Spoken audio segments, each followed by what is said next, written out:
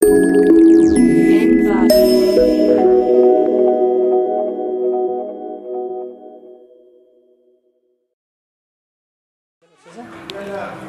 لموضوع العالم نتكلم عنه.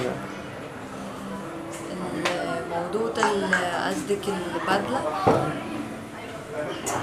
طبعا كل الجمهور عارفين لي انا بحب مصر قوي،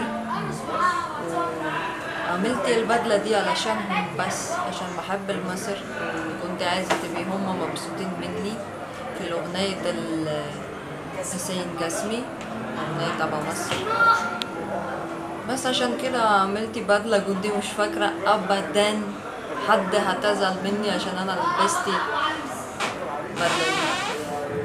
مش قصدي حاجة وحشة ولا أي حاجة فيها زعل الناس، أنا عملت كده عشان الناس تنبسطوا مني، مش هتزعلوا مني. تمام. تحب تضيف أي حاجة طبعا يا أستاذة؟ إيه؟ تحب تقولي حاجة يعني تضيفها فيك يعني بالنسبة عايزة أقول لهم لو حد زعلت مني أنا آسفة جدا، عشان أنا مش قصدي، يعني مش قصدي هزعل حد يعني. يلا يا عصافير بس.